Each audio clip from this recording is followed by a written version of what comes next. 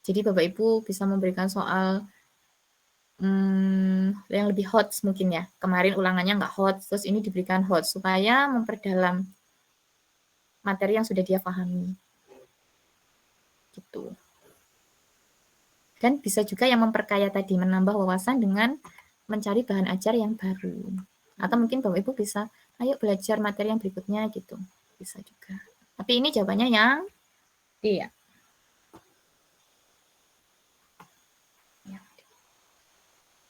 Apakah pengayaan itu perlu dites Bapak Ibu? Ini ada berikut instrumen tesnya yang sesuai. Perlu nggak sih dinilai pengayaan?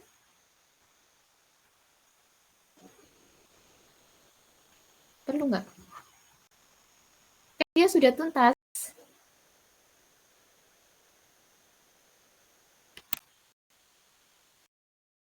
Kira-kira perlu nggak ada instrumen tes?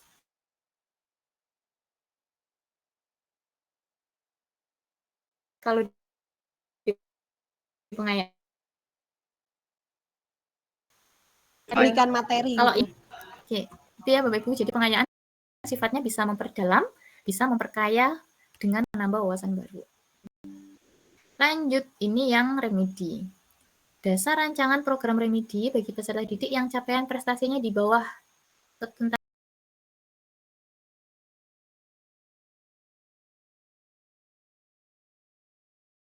belajar.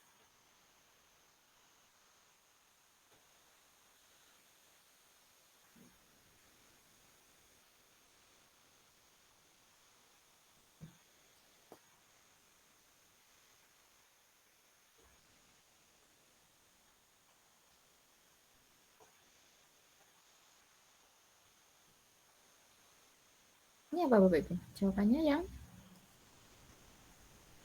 D. Yang apa? D. D. Strategi yang dipilih berbentuk tes ulang. Ada lagi? C, Bu. C. C. Yang lain C juga. Program remedi itu hampir sama nggak dengan mengajar biasa?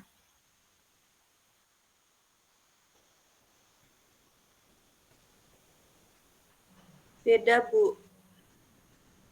Ya. Kalau remedi itu kan dikhususkan untuk siswa-siswa yang masih belum tuntas, gitu ya. Dan untuk siswa yang mengalami kesulitan belajar, Bapak Ibu, untuk diagnostik. Tujuannya ya. Nah, kemudian sasarannya apa? Sasarannya apa kira-kira?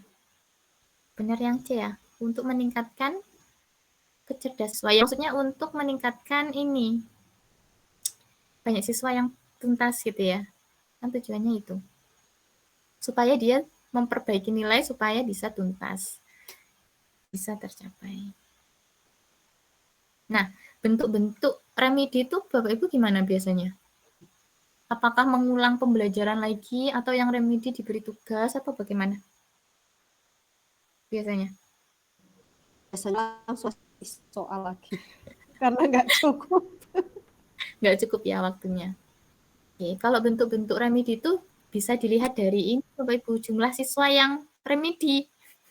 Ya kan bergantung di sana. Kalau misalkan satu kelas ternyata hampir 80% remedi, ya berarti Bapak Ibu harus mengulang. Mengulang pembelajaran maksudnya ya. Harus mengulang pembelajaran dengan topik yang sama, tapi bisa menggunakan strategi yang berbeda, Bapak Ibu. Berarti kemarin strategiku nggak cocok gitu ya. Sampai siswanya banyak yang nggak tuntas. Nah, itu berarti harus diulang. Jadi remedi itu bergantung pada banyaknya siswa yang nggak tuntas. Kalau misalkan hanya sedikit, Bapak Ibu bisa memberikan penugasan gitu ya. Atau pendampingan cara individu perorangan. Misal yang remedi cuma 3 orang, wah berarti itu bagus ya. Persentase ketercapaiannya tinggi. Hanya 3 orang yang belum tuntas. Berarti itu cukup diberikan pendampingan secara individu. Bisa dilihat dari hasil ulangannya mana yang nggak bisa gitu ya. Mana yang nggak bisa itu bisa diberikan secara individu di luar kelas atau diberikan tugas. Atau Bapak Ibu bisa memanfaatkan teman yang pintar gitu ya, yang sudah tuntas itu untuk mengajari yang belum bisa. Jadi pengayaannya bisa seperti itu Bapak Ibu, nggak harus kita memperdalam materi, tapi bisa juga kita ini menggandeng gitu ya siswa yang pintar tadi ke temannya. Coba saya ajarin nih temenmu, kamu caranya kemarin ngerjakannya gimana, tolong dijelaskan. Nah, kayak gitu, berarti bisa diisi seperti itu. Ya, bentuk-bentuk kegiatan remedi bisa banyak macamnya Bapak Ibu, tergantung jumlah siswa yang belum tuntas. Ya. Oke, lanjut. Ini adalah yang C ya jawabannya. Kalau Sasaran yang tes diagnostik maksudnya apa ya, Bu? diagnostik itu untuk melihat ini Bapak Ibu, kesulitan belajar.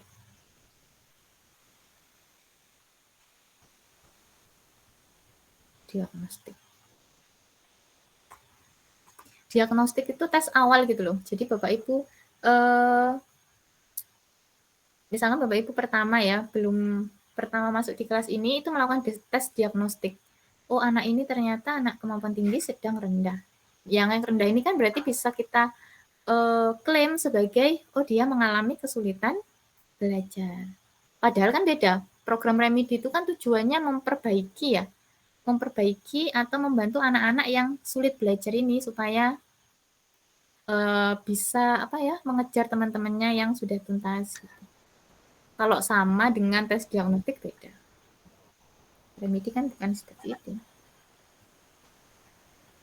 Untuk membantu gitu ya, untuk membantu siswa supaya tuntas tujuannya. Padahal kalau tes diagnostik itu untuk ini memetakan mana sih yang kurang gitu, mana sih anak yang lemah itu sih diagnostik. Kayak di dokter itu loh Bapak Ibu, diagnosanya apa ya dok, saya sakit apa gitu. Jadi tes awal, tes kemampuan awal. Berarti memikirkan tindak lanjutnya ya Bu? Jadi dari tes diagnostik itu menjadi bekal bagi guru ya untuk tindak lanjutnya bagaimana ya gitu. Ternyata kelas A ini banyak yang pintar, berarti model pembelajaranku harus apa gitu ya. Jadi tes awal. Oh, tes kalau kelas B itu rata. Ya. Maksudnya yang tinggi, sedang, rendah itu jumlah anaknya sama, berarti harus menggunakan model apa. Tindak lanjut untuk menentukan tindak lanjut. Oke, ini sama ya? Sama nggak Bu sama pretest? Ada pretest. Kan pretest juga di awal. Pretest itu kan sebelum penjelasan ya? Ya, kemampuan awal. Tes kemampuan. Ya, yang saya tanya apa bedanya antara pretest sama tes diagnostik, kan sama-sama di awal gitu Bu. Tapi kalau diagnostik itu keseluruhan Bapak Ibu. Kalau pretest kan hanya pada materi tertentu ya. Ya, pada materi tertentu. Ya, betul Bu, betul. Jadi kalau diagnostik itu semua materi, jadi gurunya tidak hanya melihat kelemahan, tapi juga melihat kelebihan. Oh, anak ini kemampuannya di sini bagus, tapi di materi ini rendah gitu, kurang. Diagnostik untuk semua. Atau bisa juga Bapak Ibu tes diagnosis itu untuk memetakan ini. Kamu gaya belajar, itu pakai angket ya? Bisa sih. Enggak. Ya, diagnostik untuk melihat kelemahan dan kelebihan dari siswa itu. Kesulitan belajarnya di mana, di materi mana. Tapi kalau pretest kan hanya untuk satu topik. Tentu ya. Sebelum dijelaskan, nilainya sekian. Nanti setelah dijelaskan, post test nanti dibandingkan. Kan gitu. Ini beda Bapak Ibu, nomor 63 ini sama sebelumnya. Prinsip merancang program remedi. Yang mana ini?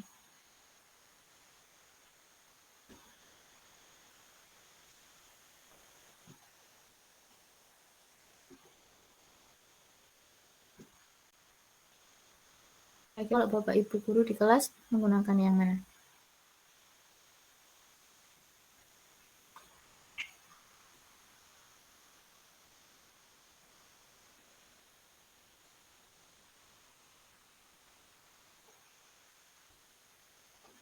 jawaban yang paling benar, yang paling bagus.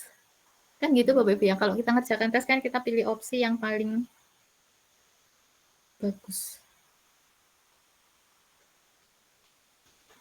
Yang B kayaknya, Bu.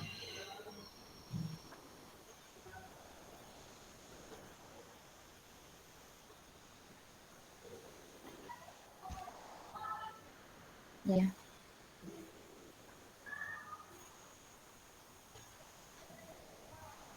Prinsip ya, berarti prinsip.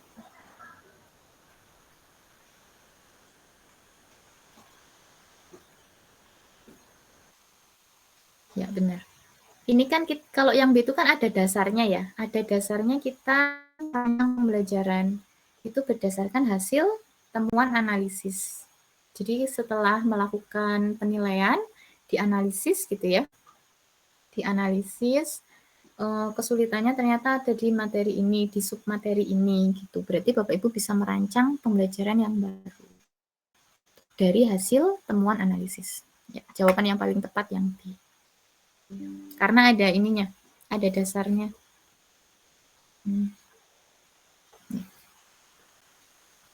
Kalau pembelajaran baru yang berbeda sama sekali ini kayaknya kok enggak ya.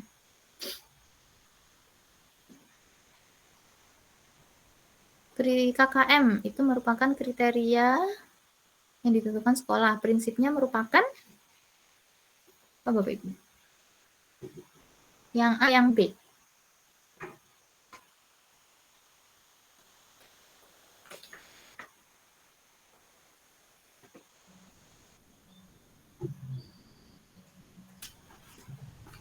Yang B, Bu. Ya, nilai minimal ya. Minimal. Bukan ya, ini nilai batas ambang kompetensi nggak bisa. Yang 24.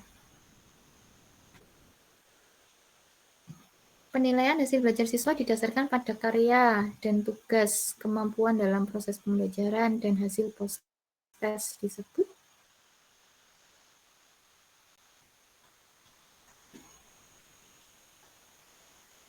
Yang mana? Authentic assessment. Ya, authentic assessment. Ini nggak mungkin ya, konstruktivisme itu kan teori belajar ya Bapak Ibu. Bukan.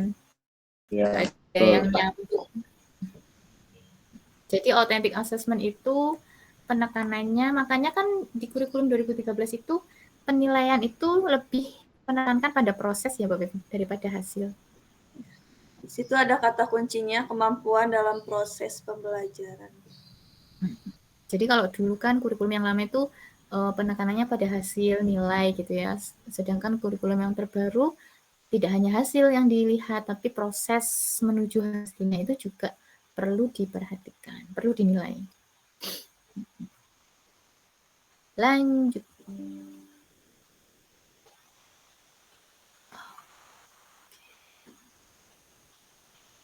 Menggambarkan sejauh mana seorang siswa telah menguasai suatu kompetensi merupakan tujuan penilaian, prinsip, fungsi, apa hasil? Hasil. Fungsi penilaian. Fungsi penilaian. Fungsi. Apa bedanya fungsi sama tujuan? Apa Bapak Ibu?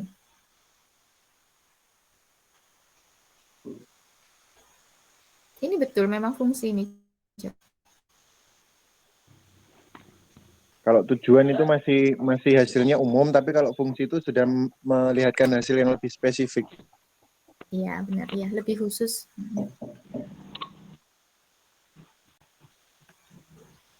Betul. Jadi kalau tujuan itu sifatnya masih luas gitu ya Bapak Ibu, masih bisa ke mana-mana. Nih yang nomor 70.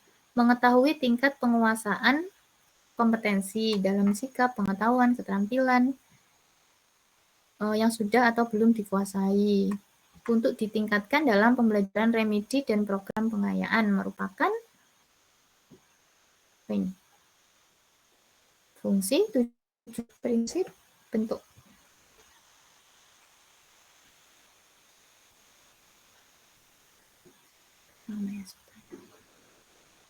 Yang ini yang apa?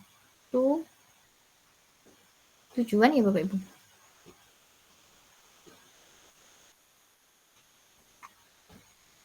Ini hampir sama. Ya, tujuan, Bu. Jadi kalau fungsi itu lebih spesifik mengarah pada yang ingin dicapai gitu ya. Lebih real. Menggambarkan sejauh mana siswa telah menguasai suatu kompetensi. Ini sudah ya tadi Bapak Ibu, prinsip assessment. Apa saja ini tadi? Yang mana yang bukan ini? Nomor 71. Kooperatif. Kooperatif. Cooperative learning ini jadinya nanti. Model. 73. Penilaian dapat dipertanggungjawabkan. Dari sekitar. Akuntabel. Akuntabel. Ada kata kuncinya ini ya, dipertanggungjawabkan. Pertanggungjawaban. Yang 74, penilaian dilakukan secara berencana dan bertahap, mengikuti langkah-langkah yang baku. Sistematis. Betul. Oke, ini 75. Kadang ada soal yang langsung ya Bapak Ibu, kadang ada yang perlu ini analisis. Di bawah beberapa hal yang perlu diperhatikan dalam melakukan asesmen hasil belajar peserta didik kecuali berarti yang bukan.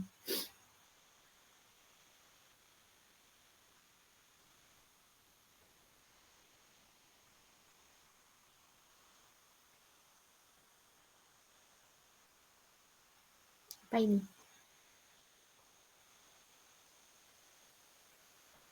Jawabannya yang D. D. D. Ya. D. Yang B apa ini?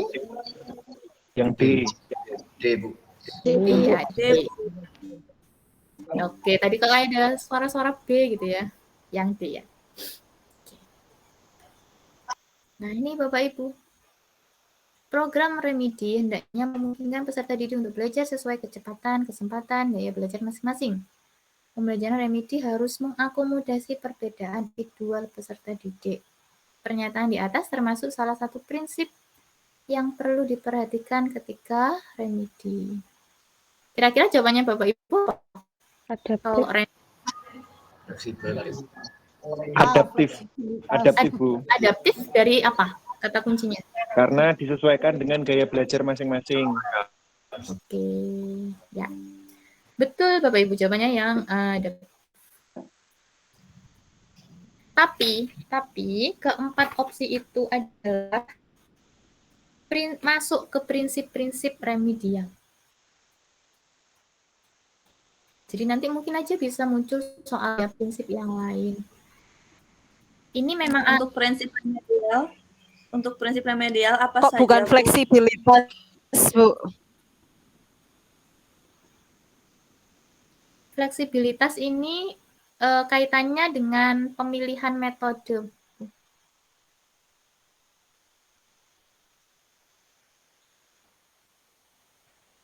Pemilihan metode dan penilaiannya.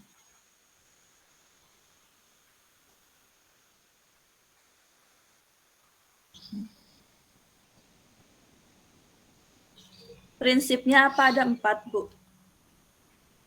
Ada 5. Ada 5 sebetulnya Bapak Ibu. Jadi kalau dari soal ini, kenapa dia adaptif? Adaptif itu diartikan ini karena kata kuncinya ya. Awal mulanya kenapa dia adaptif? Karena siswa itu kan punya keunikan masing-masing gitu ya. Jadi satu siswa dengan siswa lain itu kan pasti berbeda. Kecepatannya, kemudian gaya belajarnya itu kan berbeda-beda. Ketika dia mengalami kesulitan belajar, ada remedi, berarti guru itu tidak bisa memaksa Bapak Ibu. Ya, jadi harus bisa mengakomodasi perbedaan antar siswa itu. Gitu. Jadi di sini lebih ke adaptif ya. Jadi kata kuncinya itu di sini. Kecepatan, kesempatan, gaya belajar masing-masing. Dan ini sih kata kuncinya ini ya. Perbedaan individu.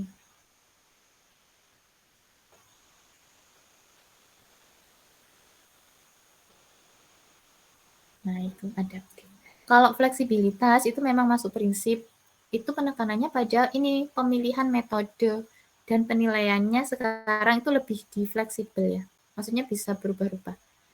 Kemarin kan Bapak Ibu misalkan waktu pembelajaran biasa itu menggunakan model A. Nah, ketika di remedi itu harus fleksibel, harus diubah ya. Dilihat siswanya itu karakternya gimana. Nah, itu harus disesuaikan metodenya. Kalau dia anaknya suka kita ceramah, ya Bapak Ibu menggunakan itu.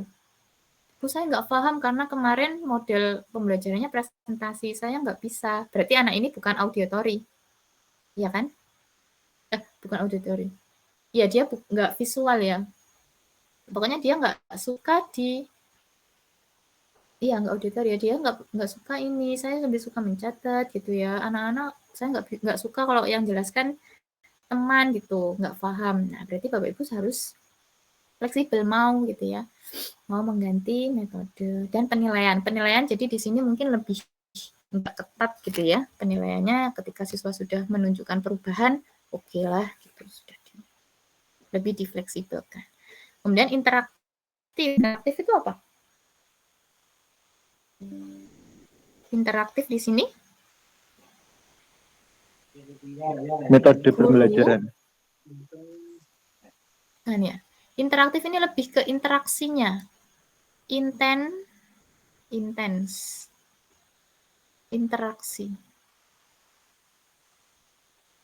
Antara guru dan siswa. Gitu. Jadi di sini mungkin Bapak Ibu lebih memberikan perhatian lebih gitu ya pada siswa-siswa yang remedi gitu. Jadi intensitas interaksinya itu lebih ditingkatkan. Kadang kan Bapak Ibu pernah nggak sih kayak introspeksi, oh ya saya di kelas itu ternyata memperhatikan anak-anak yang pinter gitu ya. Kadang kan kita, ayo coba itu kamu maju dijelaskan. Kadang kita kurang memperhatikan siswa-siswa lain gitu ya. Karena memperhatikan yang lebih pintar kan lebih cepat ya, pembelajarannya lebih cepat selesai. Nah, itu. Interaktif itu terkait ke intensitas interaksi antara siswa dan lebih diperhatikan. Kemudian berkesinambungan. Berkesinambungan itu artinya ya dilakukan secara berlanjut ya, berlanjutannya terus-menerus gitu. Kemudian yang kelima itu adalah pemberian umpan balik Bapak Ibu, prinsip yang terakhir.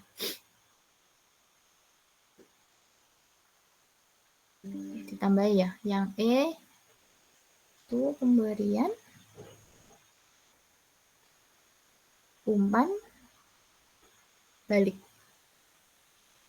Nah, jadi Bapak Ibu ketika sudah selesai ulangan itu sebaiknya ya segera menyerahkan kembali hasil ulangannya. Supaya apa? Dan dijelaskan supaya kesalahan siswa gitu ya itu tidak berlarut-larut.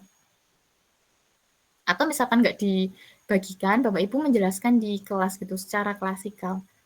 Kemarin banyak kesalahan yang terjadi itu di sini gitu ya. Cara menuliskan ini tuh salah. Nah, itu segera disampaikan supaya kekeliruan atau kesulitan yang dialami siswa itu tidak berlarut-larut sampai ke materi berikutnya gitu.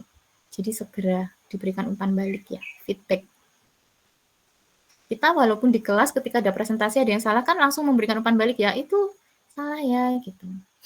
Bukan begitu. Nah, diberikan umpan supaya tidak berlarut-larut Bapak Ibu. Umpan balik ini juga disesuaikan dengan ini ya, hasil pekerjaan siswanya. Titik lemahnya di mana itu. Yang perlu diberikan umpan balik. Jadi ada 5 ya, prinsip program remedi.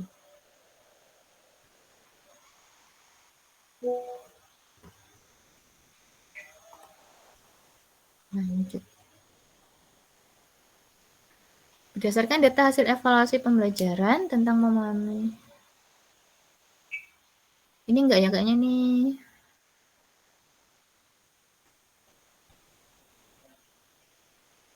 Kita loncat aja yang itu bukan. Lanjut nomor 33. Hasil analisis kekuatan dan kelemahan pembelajaran yang telah dilaksanakan dapat digunakan guru untuk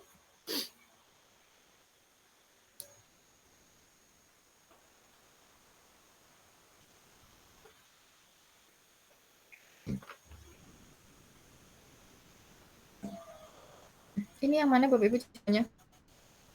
C mungkin. Bisa C. Ya, C ya. Jadi merancang pelajaran yang lebih baik mungkin dari hasil analisis ya, titik lemahnya di mana. Untuk meminimalisir ini terjadi lagi gitu ya. Lemahnya terjadi lagi. Oke, betul. Lanjut.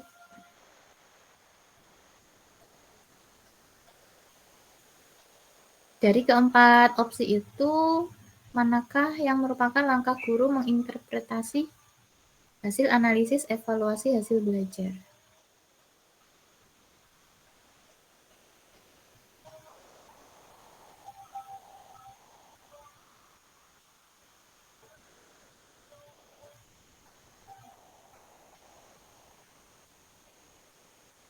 Dua dan 4. Oke, betul ya, 2 dan 4. Kalau 3 ini nggak mungkin ya, menganalisis latar belakang sosial nggak mungkin, ini buat apa juga gitu. Nomor 2 itu perlu ya Bapak Ibu, menganalisis soal yang paling banyak salah dan paling banyak benar dijawab siswa. Ini kan biasanya dianalisis apa daya pembeda itu ya. Kemudian mengevaluasi sistem PBM secara menyeluruh. Oke. Nomor 35. Upaya untuk menganalisis hasil penilaian proses. Nah, ini proses. Antara lain berupa kegiatan guru,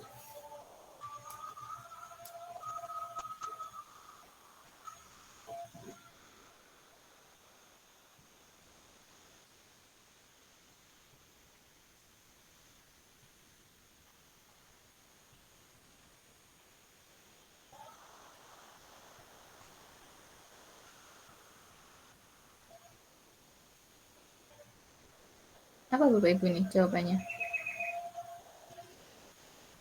Yang dilihat ini proses ya. A bukan ya Bu? Ya, yang A. Betul. Karena A. kan yang dilihat itu penilaian proses, kemudian dianalisis. Berarti kalau guru itu mau menilai proses, yang dilihat adalah hasil catatan aktivitas. Ya. Jadi ketika dalam pembelajaran di kelas gitu ya, selama proses pembelajaran itu sebaiknya juga guru mencatat ya anak ini. Yang nggak lengkap sih paling ya di jurnal itu anak ini ngapain gitu kegiatannya. Jadi kadang kan ada siswa ketika ulangan tiba-tiba dia sakit gitu, padahal anaknya kemampuannya tinggi kok hasil ulangannya bisa rendah misalkan ya, nggak biasanya gitu loh Bapak Ibu. Itu kan juga kadang guru memperhatikan proses selama pembelajaran itu gimana. Kadang ada tiba-tiba anak yang biasa aja ulangannya kok tiba-tiba bagus gitu. Kadang juga diperhatikan prosesnya gimana sehari-harinya.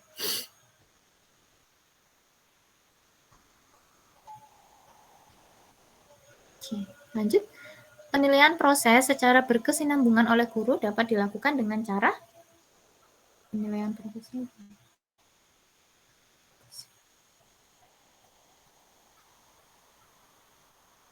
Apakah memberikan pretest dan posttest secara tertulis setiap kali proses pembelajaran?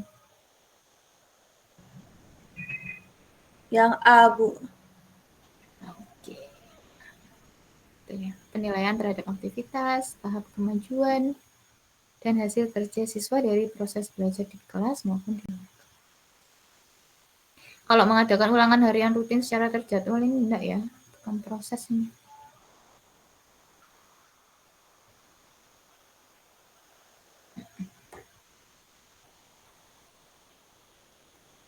Nah ini sudah ada jawabannya Bapak Ibu, belum sempat ngedit, udah nggak apa-apa. Mungkin ada yang nggak sepakat dengan kunci ini.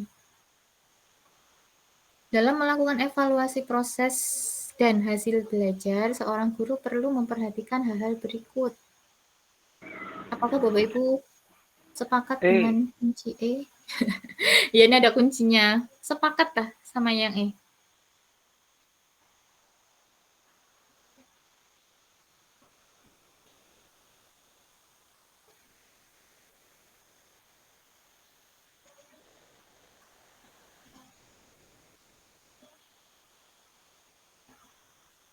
Apakah indikator yang Bapak Ibu tulis di RPP itu harus dinilai? Wajib dinilai semua apa cukup sebagian? Indikator yang ditulis di RPP. Langsung, karena aku main itu loh. Idealnya semua, Bu. Karena indikator itu kan yang menggambarkan tercapainya tujuan pembelajaran. Idealnya semua. Oke, idealnya semua. Semua ya, biasanya kan KD3 itu kan kognitif, KD4 keterampilan. Biasanya kan langsung ya dinilai. Gitu.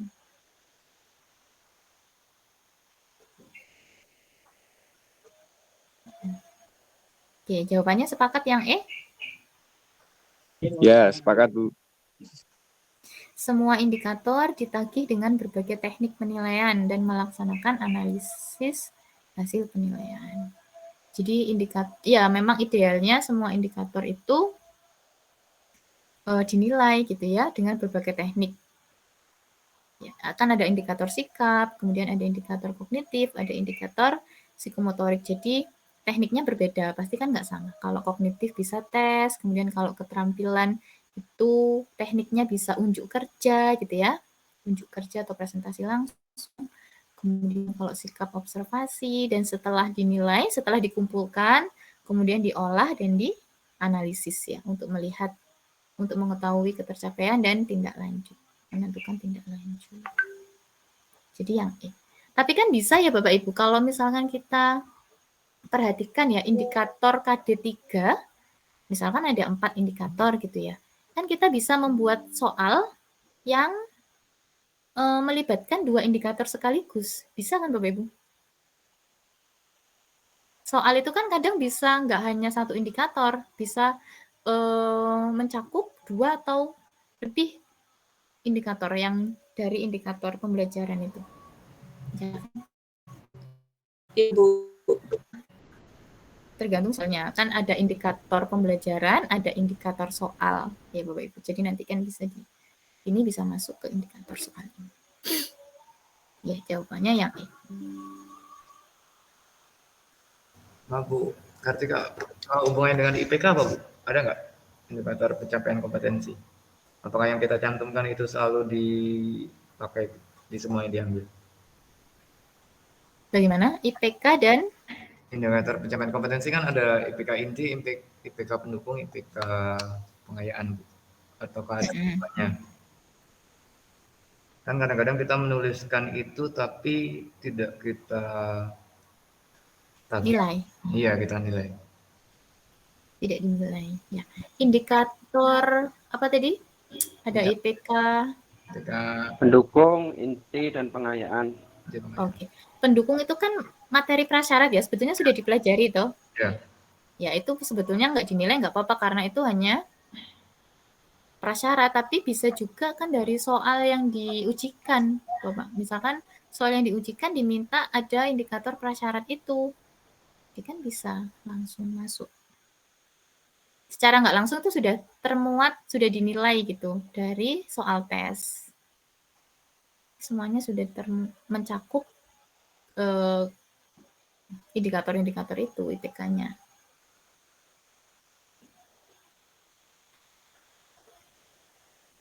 Kalau pengayaan itu bisa masuk ke keterampilan ya, unjuk kerja berarti nanti. Ya. Atau Bapak Ibu bisa juga sih dengan ini, kalau IPK prasyarat bisa dinilainya ketika ini aja, bukan di akhir ya, bukan penilaian hasil, tapi selama proses pembelajaran gitu ya. Misalkan Bapak Ibu secara nggak sengaja aja random keliling gitu ke anak-anak, misalkan ngerjakan soal, ini dapatnya dari mana gitu ya, ini caranya gimana. dari sini Bu, ini dia menjelaskan gitu. Oh, berarti anak ini sudah paham gitu ya. Kan itu sudah menilai toh, secara tidak langsung kita selama proses pembelajaran sudah mencatat, oh anak ini ternyata IPK prasyaratnya sudah terpenuhi gitu. Jadi nanti IPK tinggal kita menilai IPK intinya saja di tes kognitif. Bisa seperti itu. Ya.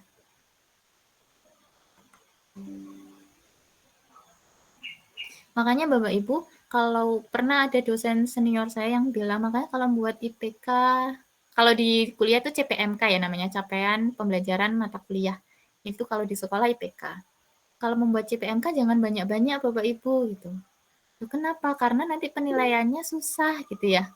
Penilaiannya susah karena setiap CPMK itu harus ada penilaiannya, harus dinilai gitu. Kalau CPMK-nya banyak berarti ujiannya juga akan banyak gitu ya. Dan analisisnya akan semakin banyak. Gitu. Kalau membuat indikator ya yang cukup, nggak usah banyak-banyak lah. Karena tuntutannya harus dinilai kalau ideal. Ya ini udah Jumatan ya Bapak Ibu. Nanti ini bisa dibaca Iya, Bu. sendiri. Iya, Bu, Ini dikirim di grup ada aja, Bu. kuncinya. Kirim di grup, Bu. Terima kasih, Bu. Oke, sama-sama. Nanti jam 1 ya Bapak Ibu. Jam 1 lanjut lagi, Bu. Ya, Bu. Iya kan belum. Yang profesional sebentar aja. Karena Bapak Ibu sudah pintar-pintar lah. Sebenarnya Suruh bahas yang kemarin itu katanya Bu Yuli, Bu. Ya. Ada FR yang 58 soal, nanti saya pilih yang kalkulus. Itu yang lain biar di... Oh, sudah ya ini? Bapak Ibu sudah mendapat UP ya? Nanti bisa Kemarin ada soal dari Bu Yuli yang dari angkatan 1 katanya Bu. Ya, nanti kita bahas yang itu juga. Oke, Bapak Ibu, nanti kita bahas juga yang itu. Ya. Tapi dipilih dulu yang kalkulus. Nanti kalau kalkulusnya habis, kita geser ke yang lain ya. Ya Bu, Oke. siap. Oke Bu.